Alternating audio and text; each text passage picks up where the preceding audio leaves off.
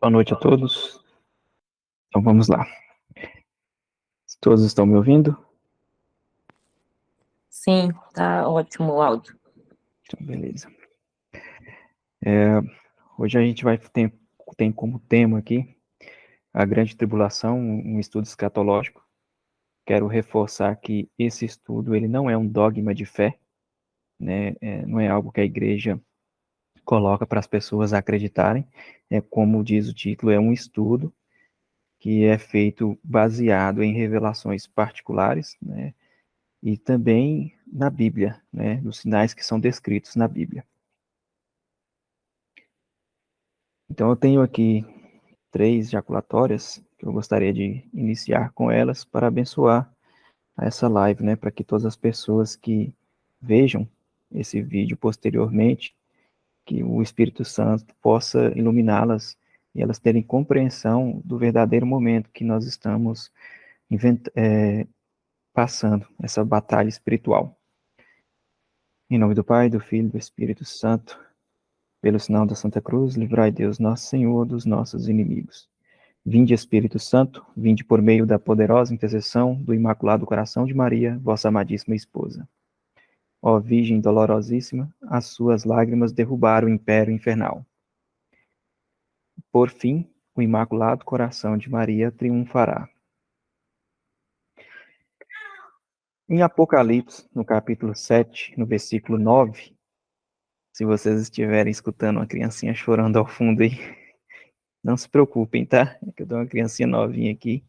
Pode ser que vaze um pouco o áudio aí dela chorando, mas a gente vai prosseguir mesmo assim.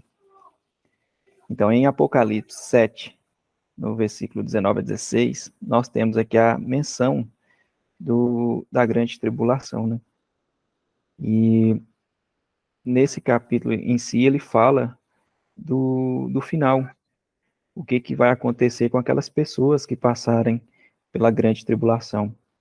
Então, na visão de São João, ele vê, depois disso, viu uma grande multidão. Estão me ouvindo? Sim, o áudio tá muito bom. Ah, tá. É porque eu achei que alguém tivesse chamado aí. Então, vamos lá. Em Apocalipse 7, né, versículo 9 a 16, temos lá. Depois disso, viu uma grande multidão que ninguém podia contar, de toda nação, tribo, povo e língua. Conservavam-se em pé diante do trono e diante do Cordeiro, de vestes brancas e palma na mão, e bradavam em alta voz: a salvação é obra de nosso Deus, que está assentado no trono e do Cordeiro. Mais embaixo, a gente vê aí que um anjo, né, pergunta, um ancião, ele pergunta: esses que estão revestidos de vestes brancas, quem são e de onde vêm? E aí João responde: meu Senhor, tu sabes. E ele me disse: esses são sobreviventes da grande tribulação. Lavaram as suas vestes e as alvejaram no sangue do Cordeiro. Então, nesse tempo que nós estamos iniciando da grande tribulação, todas as pessoas que perseverarem até o fim, que passarem por ela, eles terão a graça de alcançar o reino do céu e estarão prostrados diante do trono do Senhor e bradarão em alta voz, né? A salvação é obra de nosso Deus que está assentado no trono e do Cordeiro. E nós ainda temos Jesus Cristo, que ele fala que nos abrigará em sua tenda e que ele enxugará todas as lágrimas de nossos olhos, daquelas pessoas que passarem por essa grande tribulação. Então, esse é o fim de todos aqueles que perseverarem e continuarem firmes na fé. E eu estou usando aqui uma frase que se repete 365 vezes na Bíblia, que é não tenhais medo. Porque esse estudo ele não é para trazer pânico, ele não é para trazer um medo extremo. Pelo contrário, ele é para provocar um sentimento de busca pela salvação da alma diante deste tempo que nós vivemos. Pois passar por essa grande tribulação, perseverando na fé, nós vamos estar diante do trono do Senhor, no reino dos céus, se assim ele permitir. Então, a gente é dividido esse estudo em 2 contextos. O contexto bíblico e o contexto histórico. Eu vou explicar parte a parte para vocês entenderem que um complementa o outro e de que forma que os dois se unem.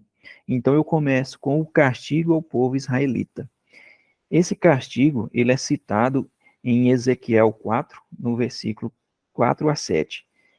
E então, Ezequiel recebe a visão, né? A voz do Senhor que fala com ele do anjo, e ele coloca sobre os seus escritos: deita-te sobre o lado esquerdo e toma sobre ti a iniquidade da casa de Israel.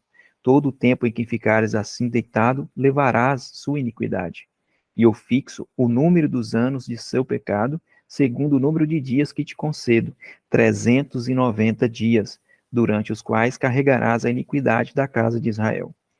Quando esse período estiver terminado, tu te deitarás sobre o lado direito, para de novo levar a iniquidade da casa de Judá, durante 40 dias. Cada dia que te concedo corresponde a um ano. Voltarás a tua face e estenderás o teu braço nu para Jerusalém sitiada, profetizando contra ela. Então aqui é preciso deixar claro que o próprio texto, ele já marca esse tempo do castigo e ele transforma os dias em anos. Então nós temos 390 dias, mais 40 dias que dão um total do castigo de 430 anos. E por que que ele divide, né, esse tempo de 390 dias para o lado esquerdo e 40 dias para o lado direito? Porque depois que Moisés chegou na Terra Prometida e o povo de Deus se estabeleceu lá, a iniquidade foi aumentando e eles vieram a separar. Ficaram uma parte para o norte, uma parte para o sul. E a tribo de um lado, ela era mais iníqua, né? Eles cometiam mais pecados. Eles não observavam com fé os mandamentos do Senhor, aquilo que já tinha sido colocado para eles. E eles se associaram a tribos pagãs e passaram a cultuar deuses pagãos também. Então, por isso que o castigo deles foi maior. Do lado da casa de Judá, também da mesma forma, mas não tanto quanto do outro lado da tribo, né? Das tribos de Israel. Então, é preciso anotar esse tempo de 430, porque ele é importante na configuração que é usada para a gente calcular os anos da tribulação. E aí a gente vê em Jeremias, no capítulo 25, nos versículos de 4 a 7 e 11, que o Senhor, ele marcou esse tempo para a casa de Israel, né, para os seus, e a gente vê muito claramente o descontentamento de Deus com o povo, com o seu povo. E ele diz para Jeremias: continuamente o Senhor enviou-vos os profetas, seus servos, mas nenhuma atenção lhe prestastes, e não destes ouvido às suas mensagens.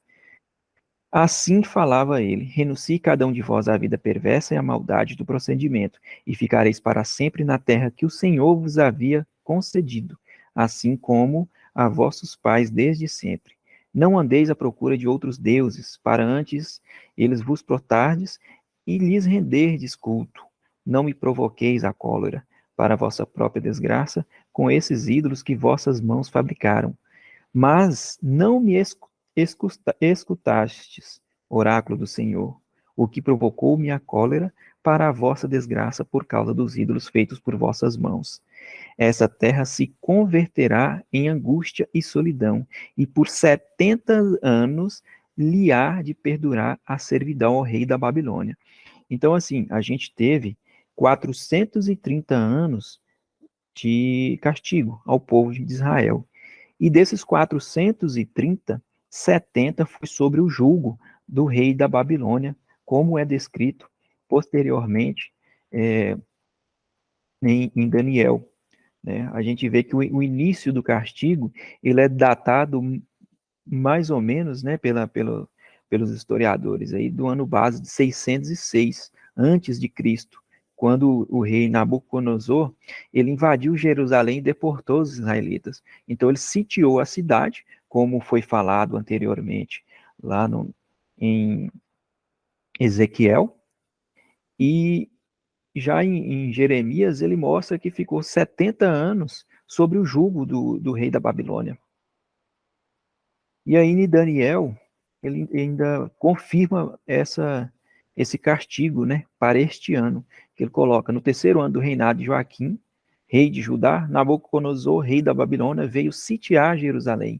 O Senhor entregou-lhe Joaquim, rei de Judá, bem como parte dos objetos do templo, que Nabucodonosor transportou para a terra de Senar, para o templo de seu Deus. Foi na sala do tesouro do templo de seu Deus que ele os colocou. Então a gente vê aqui que a desobediência do povo de Israel, eles descontentaram, né, deixaram Deus descontente, e por isso Deus permitiu que houvesse essa queda para eles, né? Porque Deus não é mau. Ele permite o mal para que disso pudesse tirar algo que seja bem melhor. E aí ele permitiu que o povo de Israel caísse diante do jugo do rei da Babilônia. Então nós temos o contexto bíblico para iniciar a grande tribulação, para vocês entenderem como que se deu isso. E aí vem a revelação das 70 semanas de Daniel, que é importante também para a gente entender. E aí Deus fala, né, numa visão para Daniel, né? 70 semanas foram fixadas a teu povo e a tua cidade santa para dar fim à prevaricação, selar os pecados e expiar a iniquidade, para instaurar uma justiça eterna, encerrar a visão e a profecia e ungir o santo dos santos. Sabe, pois, e compreende isto, desde a declaração do decreto sobre a restauração de Jerusalém até um chefe ungido, haverá 7 semanas. Depois, durante 62 semanas, ressurgirá, será reconstruída com praças e muralhas no templo, com praças e muralhas. No templo da aflição, depois dessas 62 semanas, um ungido será suprimido e ninguém será a favor dele. A cidade e o santuário serão destruídos pelo povo de um chefe que virá. Seu fim chegará como uma invasão, e até o fim haverá guerra e a devastação decretada. Concluirá com muitos uma sólida aliança por uma semana, e no meio da semana fará cessar o sacrifício e a oblação. Sobre a asa das abominações virá o devastador, até que a ruína decretada caia sobre o devastado.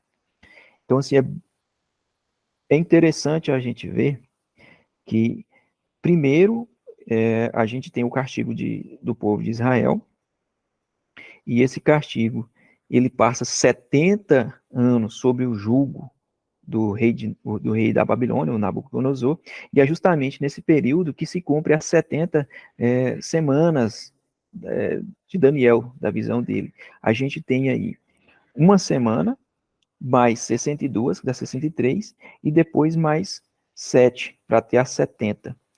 Nas 63 semanas anterior, é todo o tempo que leva para a chegada de Cristo, né? E depois da chegada de Cristo, sobra uma semana da grande tribulação. Mas, nesse meio tempo, ainda houve uma multiplicação do castigo de Israel. Porque como ele continuou a fazer a prevaricação, os pecados, a iniquidade, e a adorar deuses pagãos, Deus castigou eles, o povo 7 vezes mais.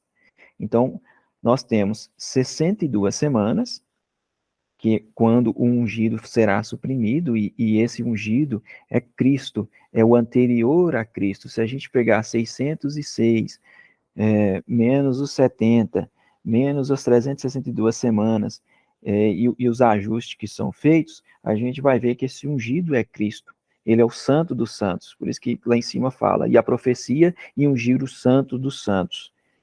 Mas, nesse período ainda, a gente vê que Deus castigou 7 vezes mais pelos pecados do povo israelita. Para a gente poder fazer a conta e fechar na grande tribulação, a gente tem que entender primeiro o que ocorreu. E lá em Levítico 26, de 14 a 18, é bem claro essa posição de Deus em relação ao seu povo. E ele coloca: mas se não me escutardes e não guardardes os meus mandamentos, se desprezardes os meus preceitos e vossa alma aborrecer as minhas leis, de sorte que não pratiquei todos os meus mandamentos e violeis minha aliança, eis como vos hei de tratar. Enviarei terríveis flagelos sobre vós, a tísica e a febre que enfraquecerão vossa vista e vos farão desfalecer. Debalde semeareis a vossa semente, porque vossos inimigos a comerão. Voltarei minha face contra vós, e sereis vencidos pelos vossos inimigos. Eles vos dominarão, e fugireis sem que ninguém vos persiga. Se nem ainda assim me ouvirdes, castigarei 7 vezes mais pelos vossos pecados. Então, como é que a gente vai entender esse contexto aqui? Em 606, quando Nabucodonosor invadiu Jerusalém, sitiou, naquele momento, a nação do povo de Israel deixou de existir, não existia mais o país dos israelitas. Eles não eram mais considerados um povo, né, de uma nação. Eles foram dominados e foram deportados para outros locais. E nisso inicia-se o castigo que Deus havia falado, de 430 anos. Mas nesse mesmo período, o fato deles continuarem ainda aos pecados, a adorar deuses pagãos, se associar aos pagãos, Deus castigou eles 7 vezes mais. E aí por isso que a gente teve os israelitas eles sendo deportados para vários lugares, fugindo para outros, né? Eles deixaram de existir depois de 606, não teve mais o país, a nação do povo de Deus. E aí é bem claro nessa parte de Levítico. E aí Daniel confirma essa visão, esse castigo do Senhor. E ele coloca lá no capítulo 9, de 1 a 14, depois vocês podem ler aí, procurar na Bíblia para ver todo o contexto que Daniel fala. Ele coloca aí no último aí, no 14. O Senhor não se descuidou do castigo e o descarregou sobre nós, porque o Senhor, nosso Deus, é um justo em tudo o que faz, mas nós não escutamos a sua voz. Então, essa é a confirmação de que Deus puniu ainda Israel por 7 vezes mais, né? E aí a gente começa a ver o contexto bíblico da última semana de Daniel. Quando que isso vai ocorrer? Como que a gente entende e chegou na conclusão que é o tempo que nós estamos vivendo. Então, mais uma vez, em Daniel 9, de 24 a 27, a gente tem, né, falando que as 70 semanas foram fixadas, e sabeis, pois, que desde a declaração do decreto da restauração de Jerusalém até o chefe Junda haverá 7 semanas. Depois, durante 62 semanas, ressurgirá, será reconstruído e com praças e muralhas. E lá no último versículo aí, fala que concluirá com muitos uma sólida aliança por uma semana, e no meio da semana fará cessar o sacrifício e a oblação. Sobre a asa das abominações virá o devastador, até que a ruína decretada caia sobre o devastado. O que é essa última semana aí? Essa última semana é os 7 anos que o anticristo, que será preparado o tempo do anticristo. E no meio desta semana, ou seja, 3 anos e meio, se a gente for fazendo a conta, porque cada dia da semana é um ano, né? Então, 3 anos e meio é a preparação para a apresentação do Santo Cristo. Quando findar esse 3 anos e meio, essa frase, fará cessar o sacrifício e a oblação, é a supressão da Santa Missa. Né? Não vai haver missa mais, não vai a missa da forma que a gente conhece, não vai haver mais o santo sacrifício, ali o momento, a consagração da hóstia pelo padre, não vai haver mais este momento, quando terminar a primeira parte dessa aliança por uma semana. Da segunda parte em diante, aí é mais castigos ainda, né? Mais tribulações ainda de um grau maior de devastação sobre todos, né? Inclusive sobre o povo que é marcado com o sinal da cruz, né? Que é o povo de Deus. E aí a gente passa a entender o contexto histórico das 70 semanas. Aqui também é preciso entender para poder fazer a conta correta. Em São Mateus, capítulo 24, 32 e o versículo 34, a gente precisa fazer um paralelo disso para entender. Então, o 32 ele fala: compreendei isso pela comparação da figueira. Quando seus ramos estão tenros e crescem as folhas, pressentis que o verão está próximo. Já no 34 ele fala: em verdade vos declaro, não passará esta geração antes que tudo isto aconteça. Então vamos lá, o que significa isso aí mais claramente para nós? 70 anos é o total de nossa vida, é considerado uma geração. E a geração mais forte, ela chega até os 80 anos, né? Então isso é descrito no Salmo 89, na Bíblia Ave Maria, né, no versículo 10. E aí fala: a maior parte deles, o sofrimento e vaidade, porque o tempo passa depressa e desapareceremos. Então é preciso fixar isso aí na mente. E 70 anos é uma geração, mas os mais fortes, né, as gerações mais fortes, chegam a 80. E aí a gente vai para o contexto dos ramos tenros, que é para justificar esse versículo 32 aí. Quando seus ramos estão tenros. O que é os ramos tenros? Por volta do ano de 538, que foi dado o decreto de reconstrução de Jerusalém, após os 70 anos de servidão ao rei da Babilônia, pelo rei Tito, né? Ele permitiu, ele deu um decreto por volta desse ano de 538 para restabelecimento de Jerusalém, né? O templo de Jerusalém. Então vamos lá. 430 era o castigo, né? 430 anos era o castigo. Se a gente colocar aí que desses 430, 70 anos foram cumpridos, que ficou 70 anos sob o jugo da Babilônia, né? Do rei da Babilônia. Então vamos lá, 606 menos os 70 anos, a gente vai dar aí em torno de 538. Isso são datas aproximadas, tá? E aí o castigo, que era de 430 anos, menos os 70 que já haviam sido cumpridos, sobraram 360 anos a cumprir. Porém, Deus foi lá e castigou o povo de Israel 7 vezes mais. Então, os 360 que tinham sobrados, vezes 7, vai dar 2.520 anos, né? 2.520 anos. Como que a gente faz para entender que agora os ramos tenros? Se a gente pegar o 538 antes de Cristo, que foi quando houve o decreto da reconstrução de Jerusalém, e somarmos 2.520, vai dar 1988. Porém, a gente tem que descontar 34 anos do ajuste do calendário, porque antes o calendário era cada ano correspondia a 360 dias. Mas o Papa Gregório XIII, ele fez um ajuste no calendário, porque nós temos o calendário de 365 dias e 6 horas. E aí dá uma diferença de 34 anos que a gente precisa descontar. Então, se a gente pega do ano de 538 a.C., soma 520, fazendo o ajuste, vai dar 1948.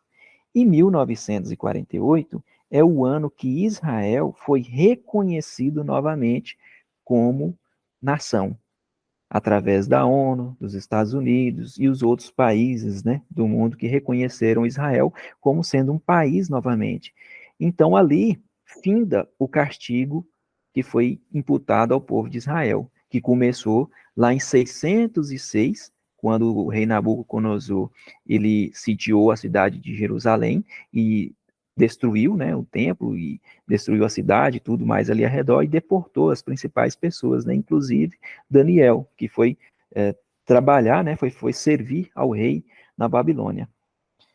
Cumpriram 70 anos e Dos 360 que faltava a cumprir, Deus foi lá e castigou por causa da iniquidade, né, que continuou do povo israelense. Eles continuaram a prevaricação, continuaram a cultuar deuses pagãos, a se associar, né, pegar a cultura dos outros pagãos que viviam ao redor. E Deus foi lá e multiplicou por 7 vezes os 360 anos que ainda faltava a cumprir. Então, 2.520 somados ao 538 anos de Cristo, dá os 1948, fazendo o ajuste que o Papa Gregório XIII fez. 1948, se vocês pesquisarem, vocês vão ver que foi justamente quando Israel foi reconhecido. Então, aí a questão do ramos tenros. Mas aí, a gente tem aí a explicação de por que o Papa Gregório fez esse ajuste, né? Porque quando lá no ano de 1582, viu-se que tinha esse deslocamento do Sol, né? O Sol ele desloca por 365 dias e 6 anos para completar o tempo. Então, por isso que foi feito esse ajuste aí pelo Papa Gregório. E aí a gente vai para o contexto histórico do crescem as folhas. Por que a gente usa essa base, né, do Mateus 24, no versículo 32? Os ramos tenros é a volta novamente do povo de Israel a ser considerado uma nação.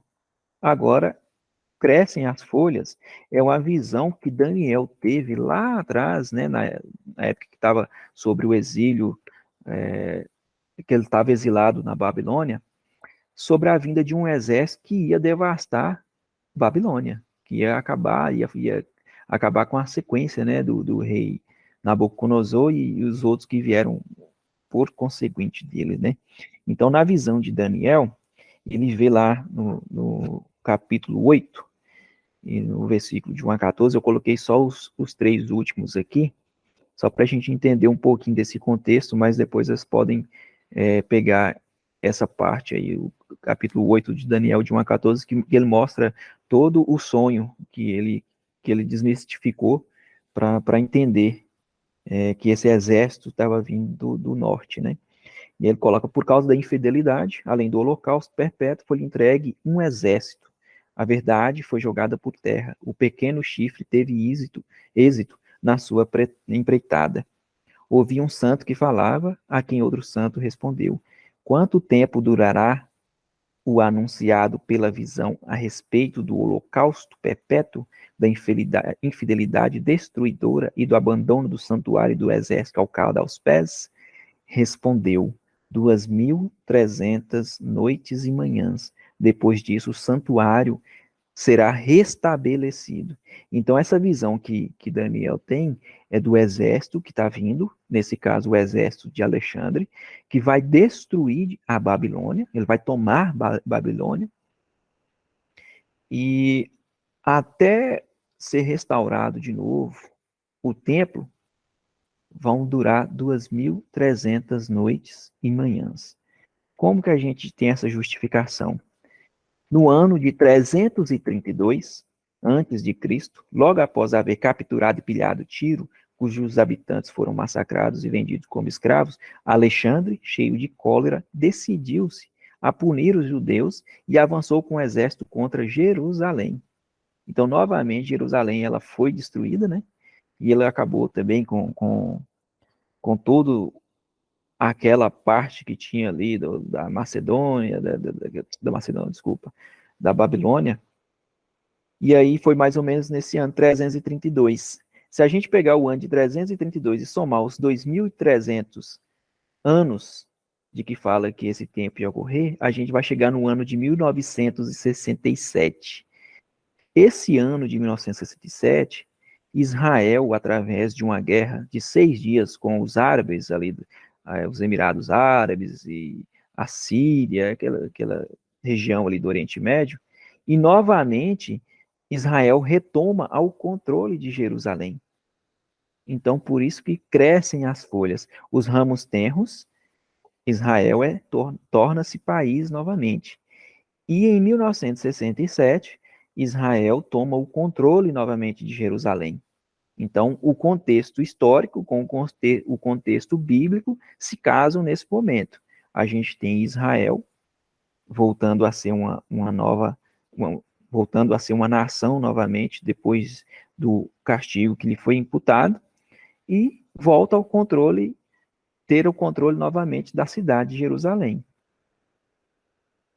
E aí a gente vai para a última das 70 semanas de Daniel, para a gente entender o porquê que é tão importante essa profecia de Daniel da grande tribulação. Então, de acordo com esse estudo, nós vimos que o castigo ao povo de Israel terminou exatamente em 1948.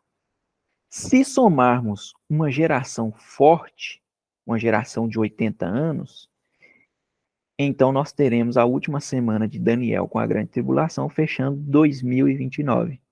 Vocês podem fazer a conta, se pegar 1948 somando 80, vai dar 2028 para 2029, fazendo o ajuste anual, certo? E aí fecha a visão, até mesmo com a visão do Padre Oliveira, né? Que na mensagem, na locução que ele recebeu, ele fala, está entardecendo, ele olha, vê no horizonte que está tudo isso, ele fala, chegou a hora, é hora de cerrar as janelas, né? Fechar as portas, e aí inicia-se ali o período, né, de 3 dias de trevas, né, que é descrito. E aí a gente tem algumas mensagens aqui de Nossa Senhora, né, que ela vem alertando as pessoas sobre tudo. Em 1846, a mensagem de La Salette na França, as duas crianças, né, Melanie e a outra agora que me falha a memória, eu esqueci o nome dela.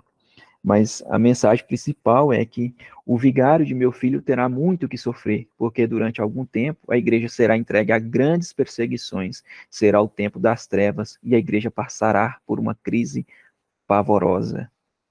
Tendo sido esquecida a santa fé em Deus, cada indivíduo desejará guiar-se por si próprio e ser superior a seus semelhantes. Serão abolidos os poderes civis e eclesiásticos. Toda a ordem e toda a justiça serão calcadas aos pés. Não se verá outra coisa senão homicídios, ódio, inveja, mentira e discórdia, sem amor pela pátria e sem amor pela família. Basicamente é o que nós estamos vendo hoje, né? Nós estamos vendo aí a igreja passando por grandes conflitos.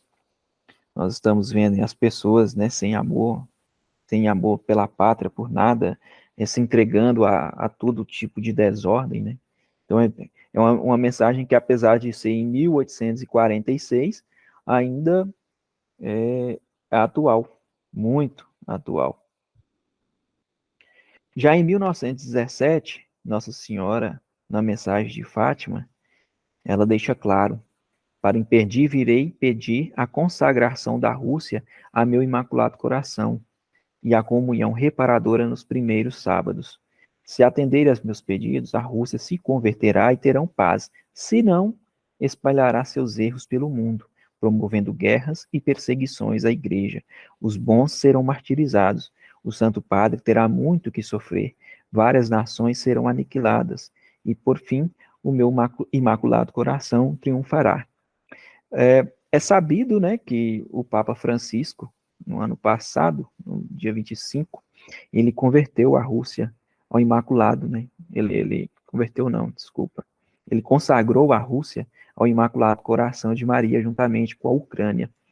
As consagrações que foram feitas anteriormente não foram feitas da maneira que deveria ser, da maneira que foi pedido. Na época que Nossa Senhora veio e pediu a consagração, não foi feita pelo Papa Pio X, Pio XI, eu não me lembro qual foi.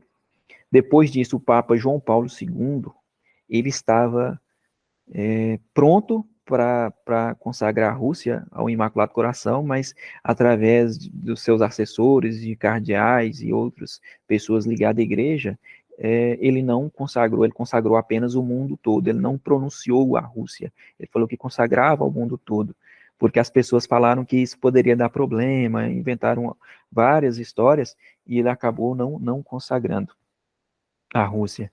E o que veio acontecer somente em 2022. Mas Nossa Senhora deixou bem claro, né, que seria demasiadamente tarde. E nós estamos vendo o que está acontecendo. A Rússia já está aí partindo para o segundo ano de guerra com a Ucrânia, né?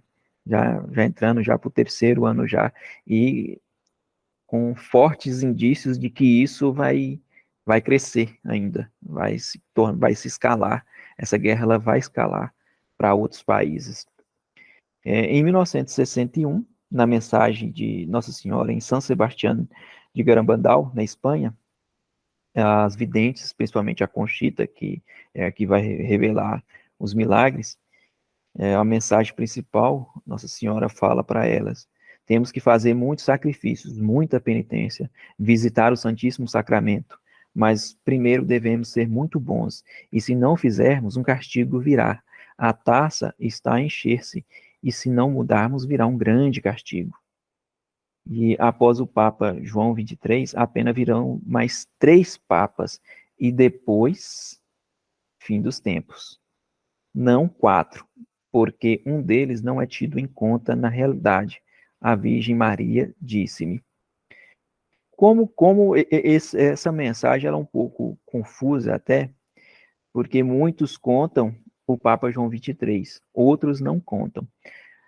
Pelo que eu entendi dos meus estudos, após o Papa João XXIII, a gente tem o Papa João Paulo I. Só que ele, através de uma enfermidade, ela acabou falecendo e ficou apenas 30 dias, né, a partir do momento que foi eleito no conclave. Depois disso, nós tivemos João Paulo II, nós tivemos o Papa Bento XVI e nós temos o Papa Francisco. E, pelo que consta a mensagem, será o fim dos tempos. Mas também não podemos afirmar que será no papado de Francisco, porque ela falou que viria mais 3 papas e depois o fim do mundo. Mas, né, pode ser que tenha mais um papa ainda, a gente não sabe ainda dos planos de Deus, como funcionam. O tempo de Deus é o tempo de Deus, nós não temos esse domínio. Mas nas mensagens marianas a gente vai tendo os sinais e vai pegando os sinais. E mais para frente, na própria mensagem de São Sebastião de Garabandal, Conchita recebe a mensagem de Nossa Senhora falando que a taça que já estava a encher-se agora estava transbordando, né?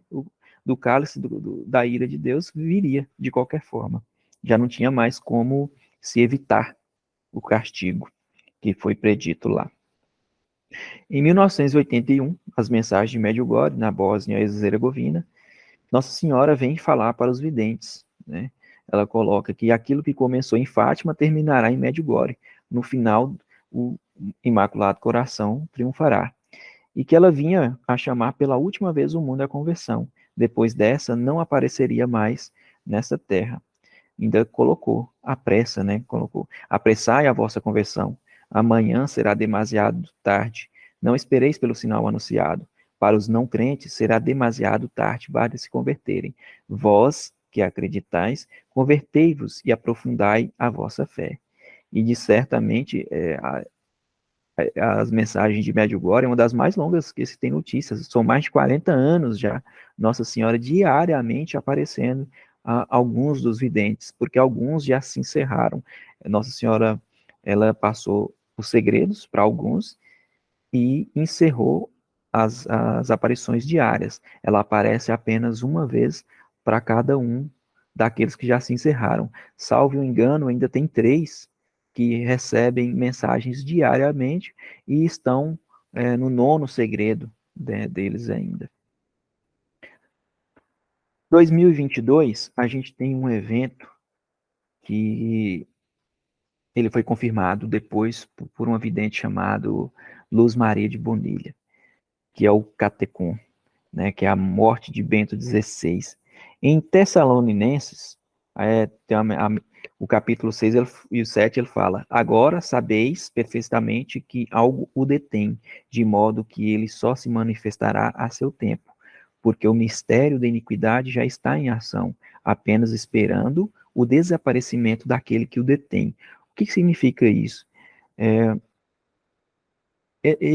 O plano maquiavélico de Satanás, ele já foi colocado em prática há muitos e muitos e muitos anos.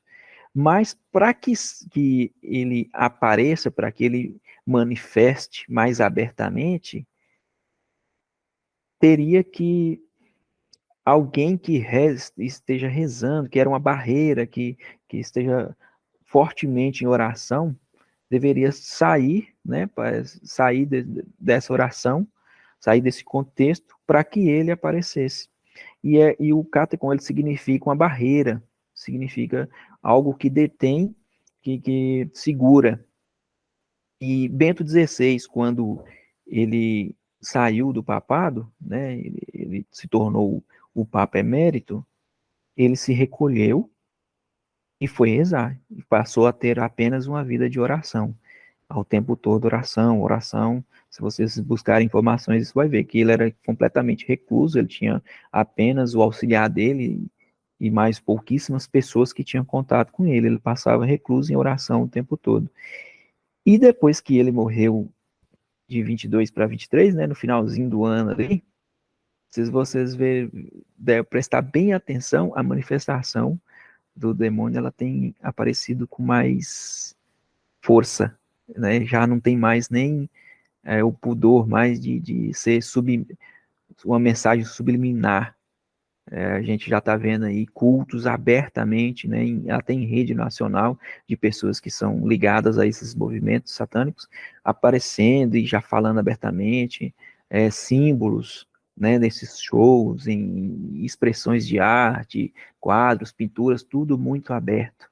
Então, assim, a manifestação do anticristo, ela já está muito próxima, muito próxima. Então, por isso que Bento XVI é considerado o catecon, né, que é aquele que detinha, que estava segurando ainda, que era uma barreira intransponível de fé, e que após a sua morte abriu o caminho para que o homem iníquo se manifestasse. Em 2023, na mensagem de Nossa Senhora ao Padre Oliveira, é uma locução interior, ela profetizou que, em outubro, se iniciará o período da grande tribulação anunciada em suas aparições, vinculando-o ao terceiro segredo de Fátima. Anunciou o avanço da guerra, novas catástrofes da natureza, enfermidades físicas e males espirituais. A gente já está vendo que a coisa já está degringolando, né? Há 2 anos de guerra aí e ela continua firme e forte. Começamos a ter eventos catastróficos aí, né? Agora, recentemente, lá nos Estados Unidos, na ilha lá do Havaí, né? Já temos inúmeros mortos, algumas inundações pelo mundo, terremotos, né? A gente já vê também, já está acontecendo aí recentemente, né? Naquela região da Turquia, Irã, no Oriente Médio ali, terremotos muito fortes, frios extremo em alguns lugares, calor extremo em outros, né, que era para ter um mais frio, ou pelo menos mais ameno, a gente já está vendo esses destemperos. Em 2023, nós também tivemos aí, divulgado através do professor Lucas Gelásio, o mesmo que divulga as mensagens do Padre Oliveira, uma mensagem de Deus a uma freira nordestina que já vem há algum tempo recebendo, né, mensagens, uma mística. E recentemente apareceu para ela um menino que ele fala o seguinte: vim com a permissão de Deus para te revelar que acontecerá um evento catastrófico no mundo. Ele causará grande dor em toda a humanidade, mas não tenhais medo. O Senhor diz-vos que estará convosco. Antes que esse evento aconteça, ocorrerá um imenso arco-íris que será visto em todo o mundo. Ele será o sinal que anunciará a dor, mas também a esperança de que o Senhor estará convosco. Digo-te isso para que saibas que esse evento será o início do fim deste tempo. Não confundam final do tempo com final do mundo. Fins dos tempos é esse tempo que nós estamos vivendo. O final do mundo quando tiver a volta gloriosa de nosso Senhor Jesus Cristo. E é isso, como ele fala na Bíblia, ninguém sabe, né? Só o Pai sabe quando será a sua volta. Mas o final dos tempos, ele mesmo, por diversas vezes, ele falou sobre os sinais, né? E aí a gente tem o significado do arco-íris, né? O que significa esse sinal de arco-íris? O sinal do arco-íris foi uma marcação que Deus fez lá atrás, ele é um sinal de Deus, né? E lá em Gênesis 9, do versículo 14 a 17, a gente tem a demonstração desse sinal de Deus, que ele fala com Noé. Quando eu tiver coberto o céu de nuvens por cima da terra, o meu arco aparecerá nas nuvens, e me lembrarei da aliança que fiz convosco e com todo ser vivo de toda a espécie, e as águas não causarão mais dilúvio que extermine toda criatura. Quando eu vi o arco nas nuvens, eu me lembrarei da aliança eterna estabelecida entre Deus e todos os seres vivos de toda a espécie que estão sobre a terra. Dirigindo-se a Noé, Deus acrescentou: Este é o sinal da aliança que faço entre mim e todas as criaturas que estão na terra. Mas, como a gente sabe, né, o demônio ele tenta de todas as formas perverter e inverter as coisas de Deus. A gente viu o que aconteceu com o arco-íris, né? O arco-íris foi tomado aí por esse pessoal que defende uma causa sem pé sem cabeça e perverteu o sinal de Deus, mas Deus vai retomar esse sinal para ele. Deixou bem claro aí nessa mensagem a essa freira nordestina de que vai aparecer em todo o mundo, mas que será um sinal de que ele está conosco, né? Então, mais uma vez, nós temos que perseverar na fé e, e acreditar nas palavras do Senhor, né? E aí a gente vem à parte da grande tribulação, né? Para a gente fechar mais o contexto aí do que é essa grande tribulação que é descrita tanto em Mateus, como também no Apocalipse, como também em Daniel, e tantas outras mensagens que tem na Bíblia, né, nos livros. Em São Mateus, no capítulo 24, é dito, né? Porque então a tribulação será tão grande como nunca foi vista, desde o começo do mundo até o presente, e nem jamais será. Se aqueles dias não fossem abreviados, criatura alguma escaparia, mas por causa dos escolhidos, aqueles dias serão abreviados. A gente está vendo que o tempo está bem acelerado, né? A gente já não. O tempo ficou curto para a gente realizar tudo que a gente tem que fazer durante um dia. E para quem tem uma vida de fé mesmo, tem que perseverar bastante, porque senão não consegue nem rezar um Pai Nosso. Se não se atentar mesmo às coisas de Deus, não consegue. Deixa as coisas tudo tomando conta, é trabalho, é casa, é o lazer, é a internet, é o filme, é o futebol, tudo vai tomando conta, e Deus vai ficando de lado, né? Deus vai ficando de lado. E em Daniel, no capítulo 9, ele deixa claro também, igual eu já falei em outra parte aqui desse estudo, que é essa tribulação que vai vir, né? Que é uma semana e vai ter essa devastação, né? Que vai ser decretada e que vai cair sobre o devastado. E aí a gente tem o contexto da primeira parte, que é os 3 anos e meio de preparação para a apresentação do anticristo. Então, vamos fazer uma breve recapitulação aqui. O povo de Israel, ele foi castigado por Deus em 430 anos, que se iniciou em 606 a.C. Viveu 70 anos sobre o jugo do rei da Babilônia e faltaram 360 anos para cumprir.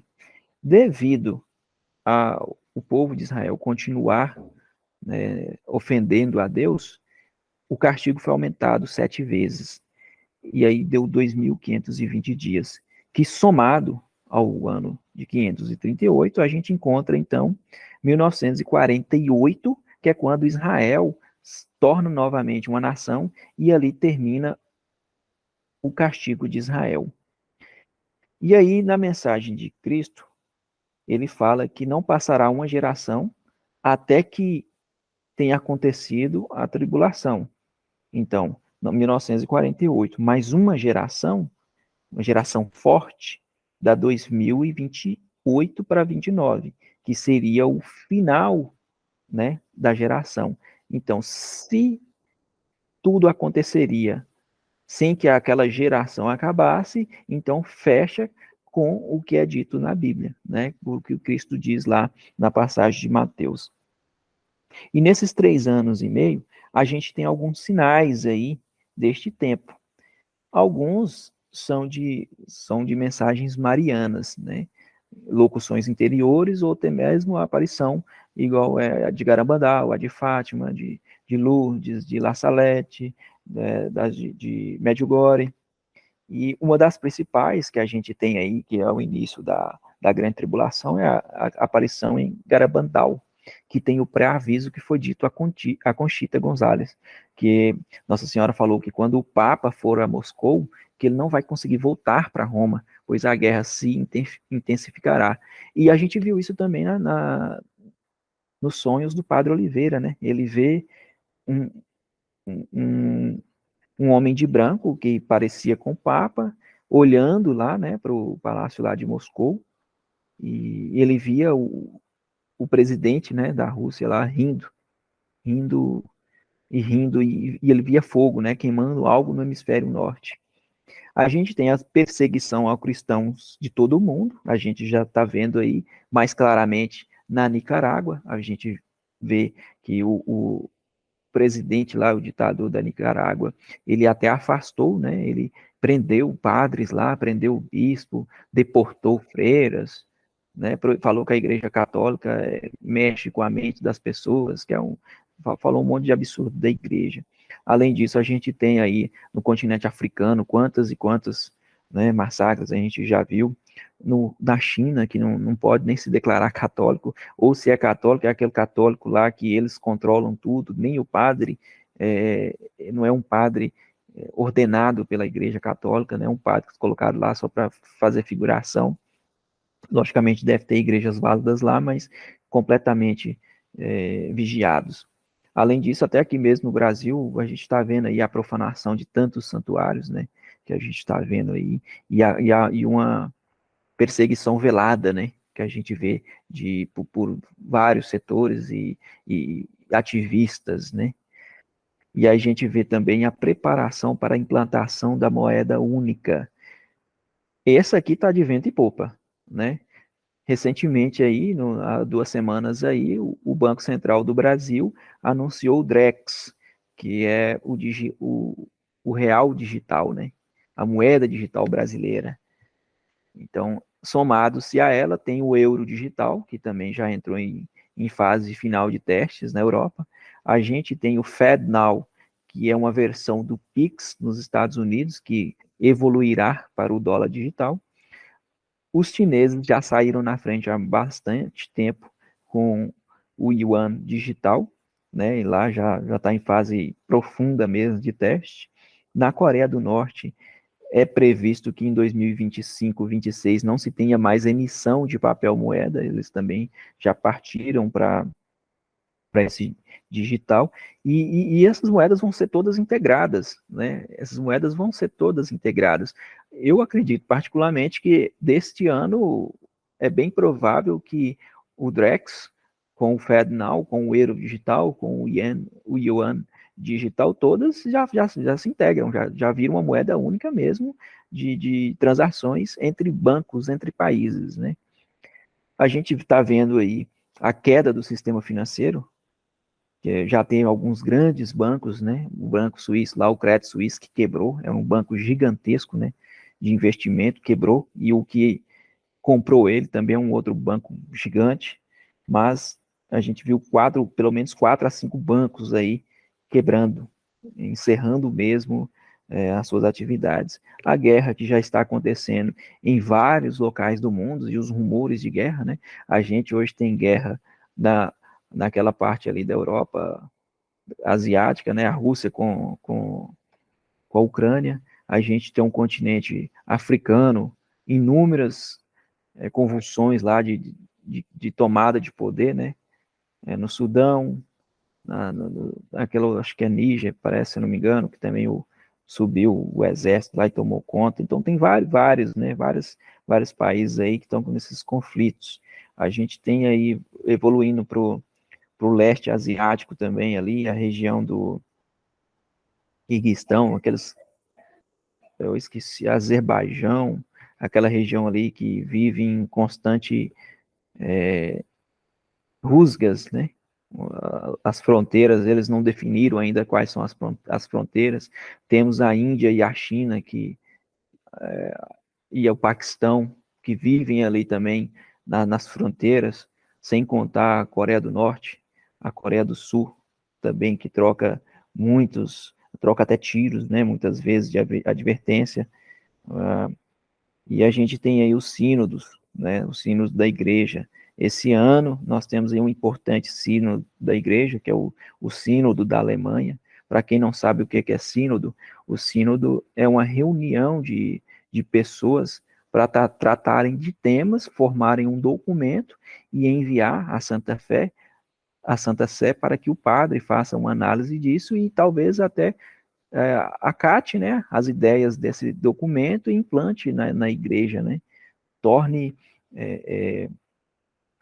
coisas dentro da igreja, né, atividades dentro da igreja, ou até mesmo documentos, né, muda o magistério da igreja.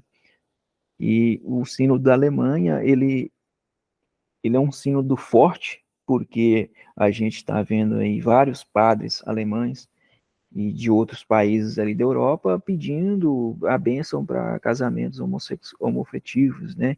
Para que seja dada a comunhão a esse pessoal, entre outras coisas, defendendo a bandeira, né, LGBT lá, muito forte.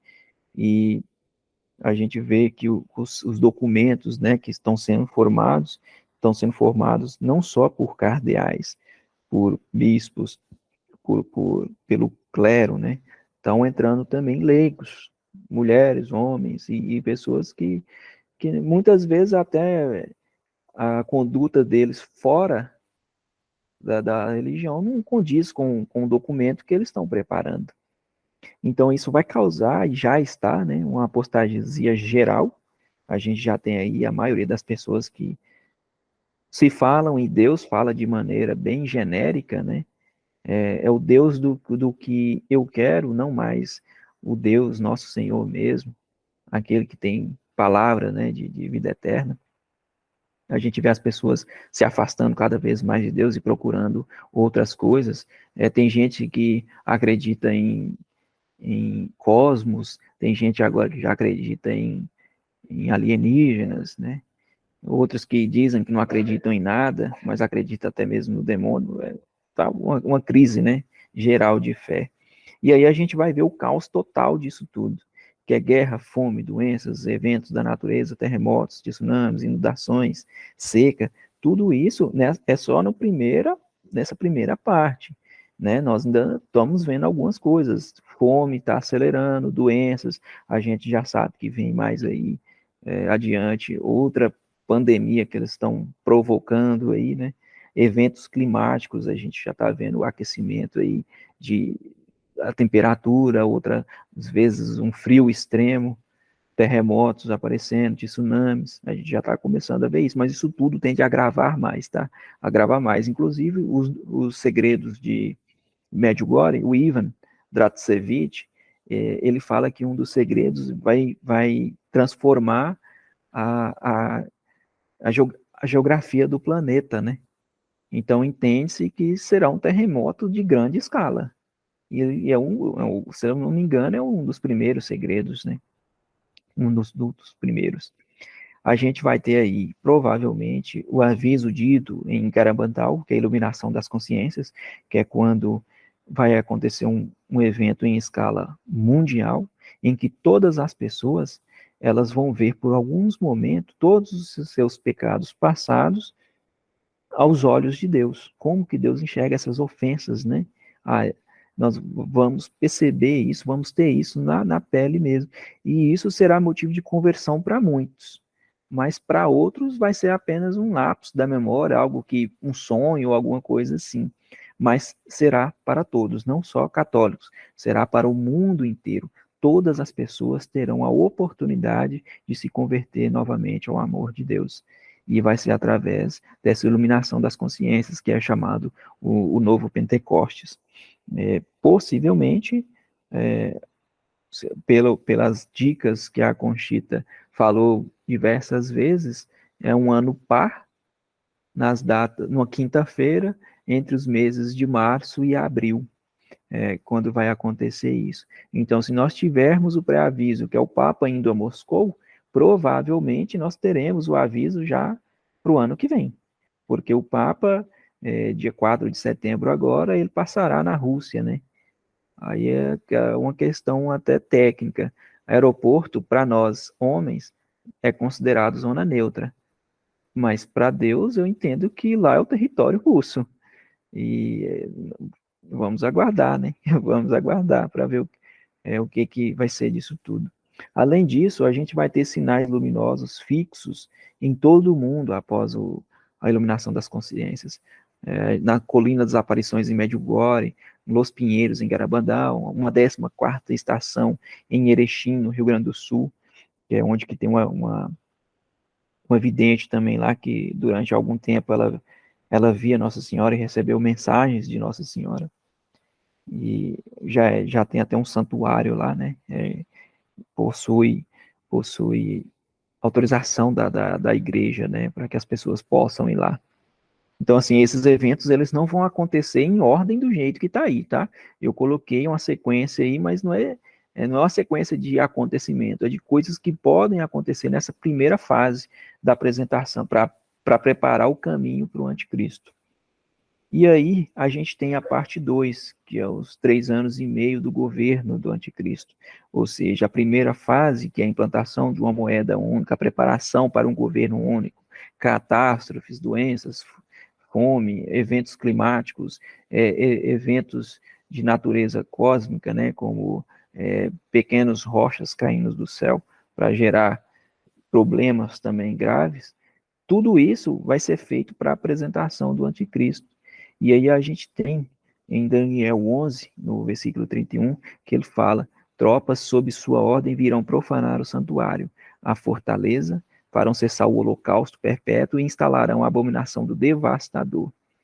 Desde o tempo em que for suprimido o holocausto perpétuo e quando for estabelecida a abominação do devastador, transcorrerão 1.290 dias. Se vocês pegarem aí os 1.290 dias e dividir por 365 dias, vocês vão ver que dá exatamente 3 anos e meio, né? 3 anos e meio.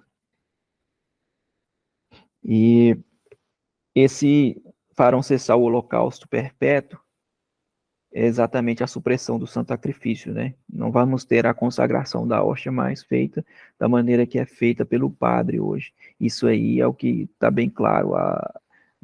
As igrejas vão ser fechadas, vai haver martírios, vai haver perseguições, vai haver estudo no momento que o anticristo aparecer, né? E aí a gente vai ver a perseguição total aos cristãos. A gente vai ver isso, não haverá mais Santa Missa nas igrejas. As missas vão ser rezadas em catacumbas, né? Mas você vai voltar lá na época dos primeiros cristãos, quando se encontravam em pequenos grupos para falar de Nosso Senhor e ter a catequese. A gente vai ver a instauração de uma religião completamente diferente da católica em todo o mundo.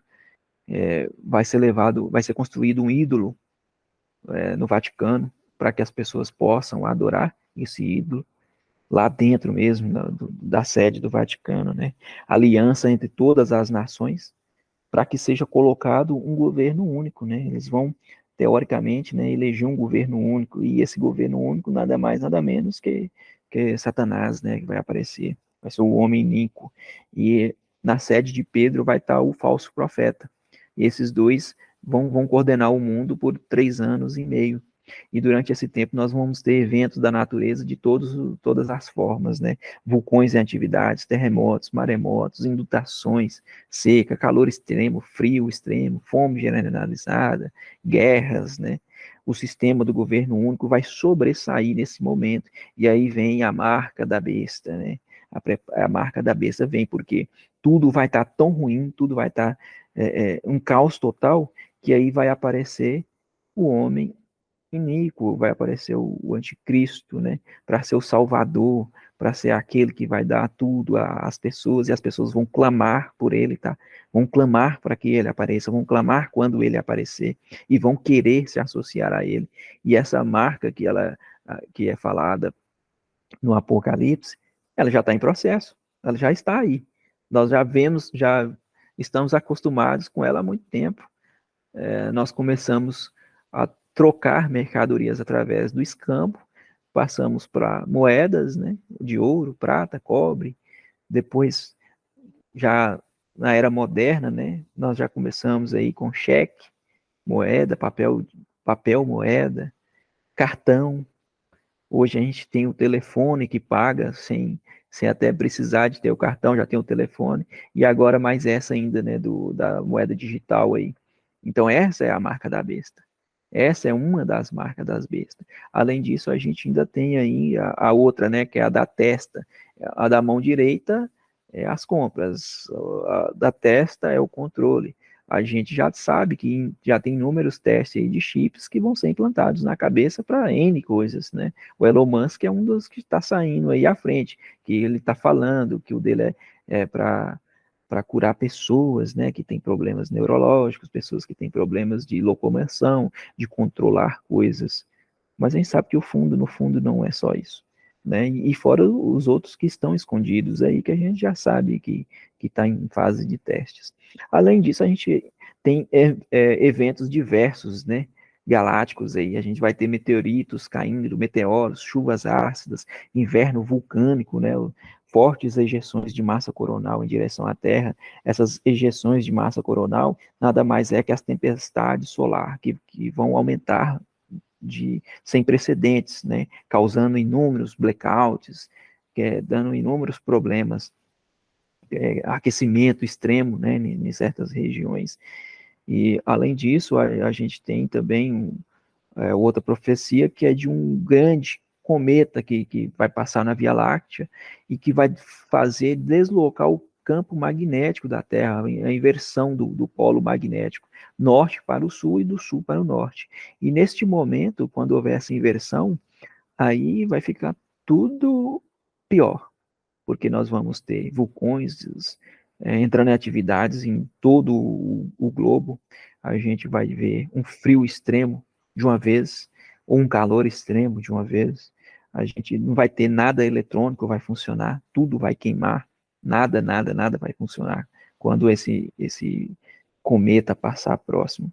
E já tem evidências de que realmente ele está vindo. Aí se você se perguntar assim, mas a NASA não fala nada, ninguém fala nada, bom, eles não querem causar alarde na população, eles já devem saber de alguma coisa. Só que o que eu sei é que,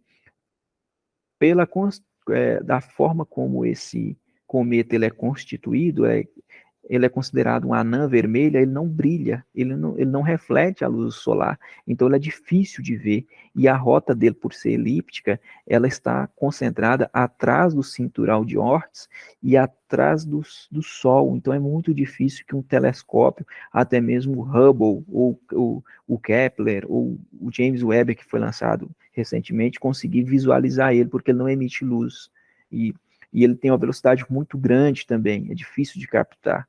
Então, quando ele passar por aqui, é, vai ser um caos, né? Esses satélites todos vão cair aí também. E, mais uma vez, deixar claro que esses eventos, eles não estão em ordem, tá? Aí, da descrição, não significa que vai acontecer parte por parte, não.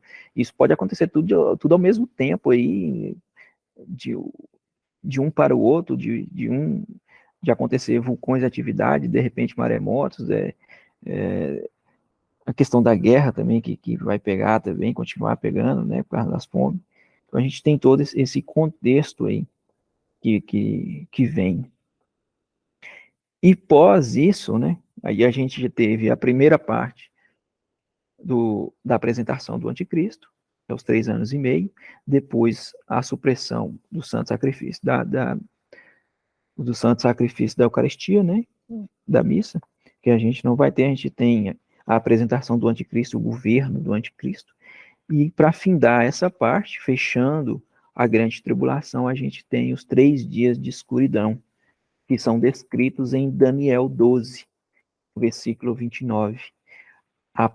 Logo após esses dias de tribulação, o sol escurecerá, a lua não terá claridade, cairão dos céus as estrelas e as potências dos céus serão abaladas. Como que isso vai ser, né? Essa escuridão total? Como que vai causar isso? Mais uma vez, a gente tem aí o cometa que vai estar passando, causando o inverno vulcânico, né? Vai tampar a luz do sol, a gente não vai conseguir ver a lua, né? Ela não terá claridade, e isso vai deixar o céu, no momento, numa cor da lua de sangue, né? Vai se tornar aquele vermelhão, vermelhão, até que tudo se escurece. E o Padre Oliveira, em uma das visões dele lá, que ele olha e fala, é chegada a hora. E aí a gente vai ter, né, essa passagem desse grande astro na Via Láctea, que vai causar a inversão do campo magnético da Terra, o inverno vulcânico. Somente velas abençoadas acenderão, tá? Então, comprar suas velas, já deixar abençoadas aí, porque depois vai ser difícil abençoar, né? Porque os padres vão ser perseguidos, a igreja vai ser perseguida, só vai ter missa nas catacumbas, então a gente já tem que antecipar essa questão. E lembrando que as velas precisam de água para ser acendidas. Então, o fósforo, ele tem que ser abençoado também. E quem conhece pederneira, que é uma forma de acender também, tem que ser abençoado, tá?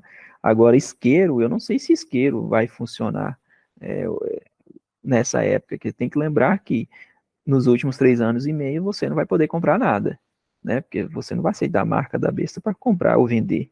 Então, será que esse isqueiro vai funcionar nesse período? Até porque o tempo vai estar fechado, vai estar úmido, vai estar muito frio. Então, pode ser que não acenda, né? O isqueiro não funciona. Mas já a parte física, né? O fósforo, por exemplo, já acende, tá? Mas isso aí é uma questão de visão, tá? Uma parte de estudo. Então, nesse momento, quando estiver escurecendo, que vê tudo o céu avermelhado, é o momento de se abrigar, de entrar para dentro das casas, de entrar para as casas, fechar portas, fechar janela, travar tudo, tá? Começar a orar, jejuar, rezar o Santo Terço, né? Não esquecer de acender a vela e rezar. É o que a gente tem a fazer. Não pode, em hipótese nenhuma, olhar para fora para ver o que está acontecendo. Em hipótese nenhuma, nem pelas frestas. Então, para evitar isso, concentra em orar, jejuar, né? Porque você vai ter ali a água e o pão facilmente próximo da vela. E durante 3 dias será dessa forma. Ninguém vai enxergar nada. Então não pode abrir as portas, não pode abrir janela, até que o sol brilhe novamente. E é preciso lembrar que nesse período, os demônios eles estarão vagando pela terra, afligindo quem não está na graça de Deus. Aquelas pessoas que não acreditaram nas promessas, que não acreditam em Cristo, que não acreditam em Deus, que não estavam em estado de graças, elas serão fortemente afligidas, né? Elas perderão a semelhança com Deus. Elas meio que se transformarão como monstros, né? Elas se transformarão como monstros e os demônios vão deitar e rolar em cima delas, né? E se caso eles tentarem adentrar a casa, ou pela janela ou pela porta, fazer de tudo para não deixar entrar. Fazer de tudo para não deixar entrar. Pedir através de Nossa Senhora, né? Porque a milícia celeste, né? Os anjos, eles vão estar a postos também nos defendendo, defendendo o pequeno resto, né? Defendendo todas as pessoas que estão na graça de Deus, que estão ali orando, jejuando. Então, pedir sempre a proteção dos santos anjos, né? De, do seu anjo da guarda e de Nossa Senhora. E aí a gente tem o contexto do triunfo do coração imaculado de Maria. E esse triunfo de Nossa Senhora é a conversão, né, dos pecadores, né? Todo mundo que meio que estava em estado de graça, mas estava atemorizado, vai se converter de vez, né? Todo mundo vai voltar à fé católica, não existirá outra religião que não a fé católica. será concedido para a gente um tempo de paz, justiça e harmonia entre as nações, a redenção da humanidade, né, e a purificação por meio do arrependimento e da reconciliação com Deus. A Igreja Católica ela vai se tornar uma unidade novamente, né, de renovação espiritual, e o mundo será consagrado ao Imaculado Coração de Maria. E esse tempo a gente não tem como mensurar quanto tempo vai ser. Podem ser 40 dias, podem ser 40 anos, podem ser 1000 anos, a gente não sabe quanto tempo isso vai durar, até a volta gloriosa de nosso Senhor Jesus Cristo. E aí, como mensagem final, eu deixo aí Apocalipse 7:10, que é aqueles que passarem pela grande tribulação estarão diante do trono de Deus, né? E falando, bradando em alta voz, a salvação é obra de nosso Deus, que está assentado no trono do Cordeiro. E aqui eu finalizo esse estudo escatológico, né? Espero que seja uma fagulha de uma mudança de vida, né? Voltado para Deus, que se abandone os velhos hábitos, os pecados de estimação, e que se voltem verdadeiramente para Deus, porque o final dos tempos já começou. E agora, quem quiser, estou aberto aí a responder as dúvidas, né, que porventura possam aparecer aí de vocês.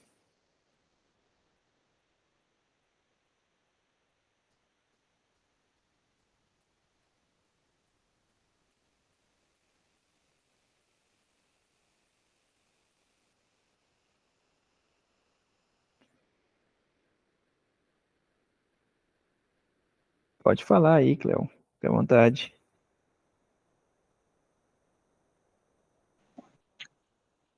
João, estava me perguntando aqui nessa questão da escuridão, né? Sim. No momento, digamos que a pessoa esteja na rua, como é que vai fazer, né? Eu penso que, lógico, nós temos que estar em ação de graças o tempo todo, em oração, né?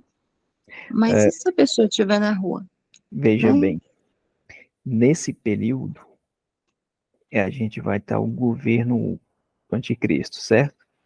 Aham, sim. Então, dificilmente você vai estar na rua.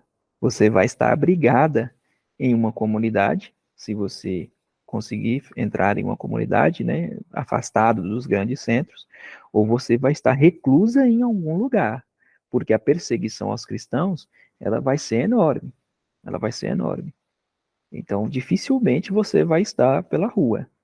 Aí tem que ficar atento aos sinais, né? Por exemplo, o céu começou a avermelhar, é um sinal. É um momento que você tem de travar as janelas, de travar tudo e se abrigar o mais rápido possível. Mas nesse tempo, lembrando que a gente ainda vai ter terremotos, vai ter extremos, né? Frio ou calor, vai ter tsunamis, vai ter estrelas, os astros caindo na superfície da Terra. Tem inúmeras situações. Então, eu acredito que dificilmente você vai estar exatamente na rua. Você vai estar abrigada como o pequeno resto. Até porque, igual se for uma preocupação de alimentação, por exemplo, a gente já sabe que os anjos, através de São Miguel Arcanjo, eles vão auxiliar a todos, de todas as formas. Né? Até na questão de alimentação, a gente vai receber, igual o povo de Deus recebeu lá no Egito, o maná. Ok? Ok, esclarecido. Obrigada, João. Disponha.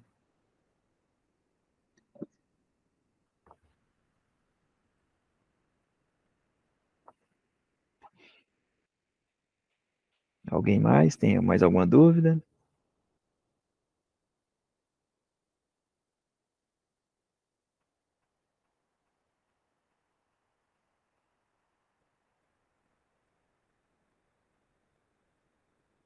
Acredito que agora é continuar rezando, né? Fortalecendo a fé. O que eu posso deixar para vocês aí de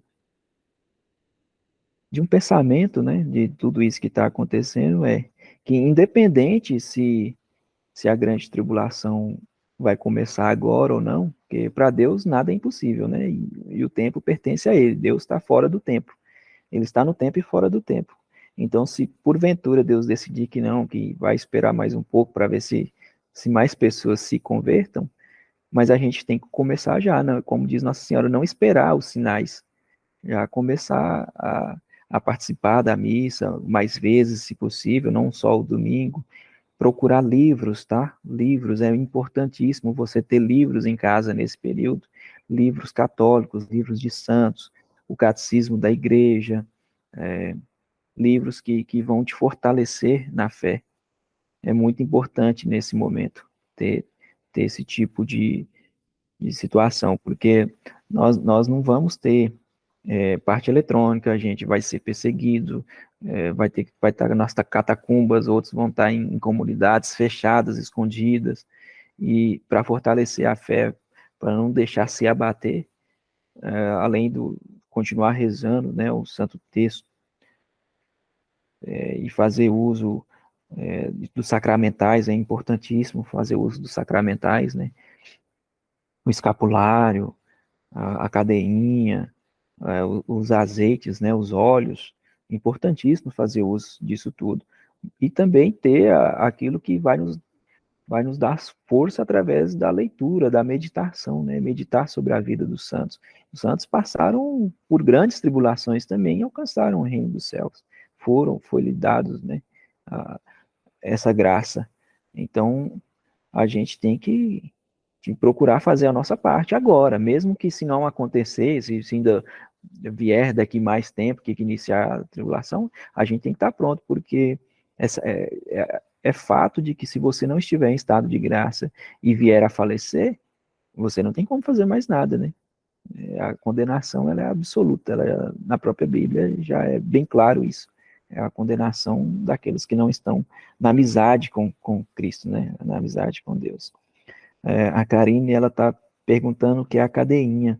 A cadeinha é um sinal de consagração a Nossa Senhora. Todas as pessoas que fazem a consagração a Nossa Senhora através do método de São Luís Montfort, o Tratado da Verdadeira Devoção, tem como um sinal, pode escolher um sinal, e a maioria das pessoas escolhe a cadeinha, que é uma correntinha com um cadeado e uma medalha. Pode ser a medalha de São Bento, pode ser a medalha milagrosa. Isso ser servo de Maria, né? Se entregar inteiramente a Nossa Senhora, para que tudo que a gente faça seja para ela, por ela e com ela, para que ela eleve tudo à glória, né? Aumente valorosamente a tudo que glorifica ao Senhor.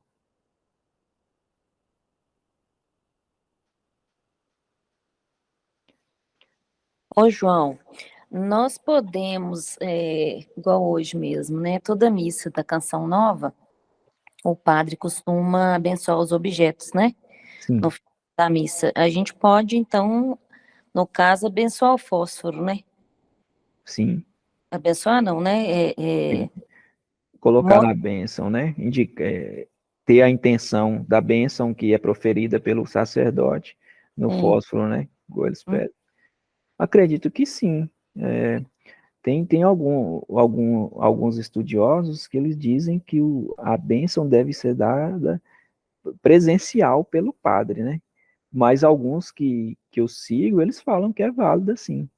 E tanto é que a Canção Nova, né, que foi fundada aí por Monsenhor Jonas Zabib, que acredito que foi um santo em vida, né, e vai ser um santo logo, logo, proclamado por toda a igreja, se ele permitir, assim, dos padres, né, tá proferindo essas bênçãos através dos meios televisivos, eu acredito que seja válido também. E a fé, né, acho que a fé é o principal. Se você recebe e toma posse, eu acredito que é válido sim.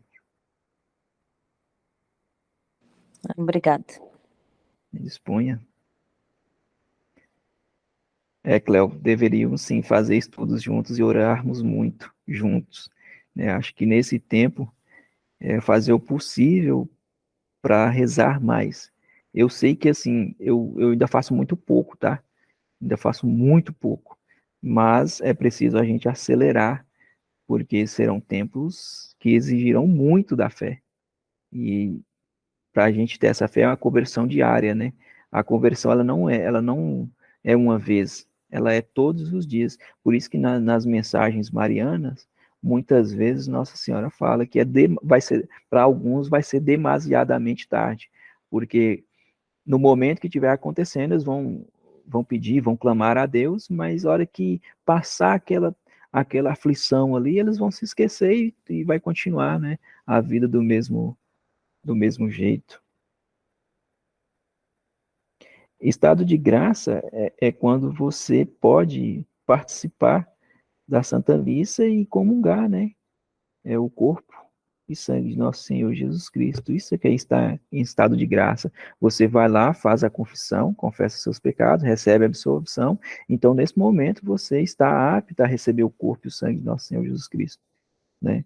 Porque se você, porventura, tiver um pecado mortal que você não tenha confessado e vai lá na missa e comunga, você está fazendo um dos maiores, um pecado mortal, né?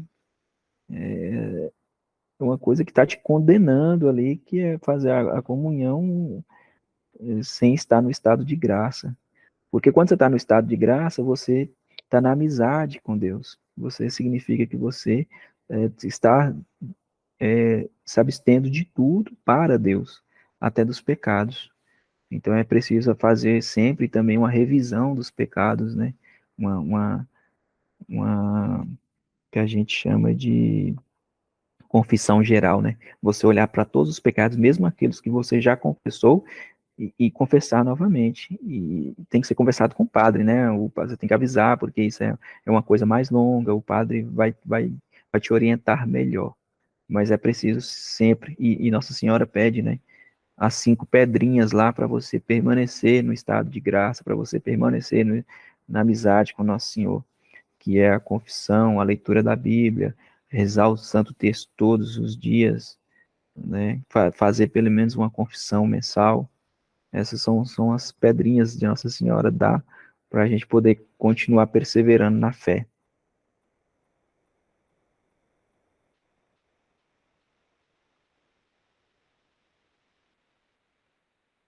Infelizmente, né, os padres não são todos que aceitam confissão geral. Mas se na hora da confissão você é, falar lá e sair pronunciando os pecados, seus pecados, né, mesmo os passados, eu não acredito que ele também vá te condenar de alguma forma e não permitir que você faça uma confissão geral, né? Mas é bom avisar com antecedência, dependendo da paróquia que você frequenta, se tiver acesso ao padre, falar que deseja fazer uma confissão geral.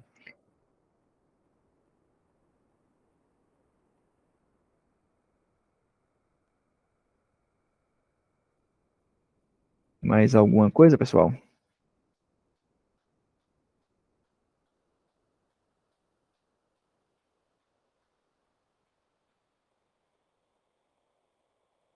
Então eu vou encerrar a live aqui. Espero que tenha acendido uma fagulhazinha, né, de fortalecimento na fé. Permaneço aí no grupo aí, aprendendo com todos e naquilo que eu puder ajudar, eu permaneço à disposição, tá? Que Nossa Senhora nos abençoe, nos proteja e que São Miguel nos defenda no combate. Uma boa noite a todos. Deus abençoe a todos nós.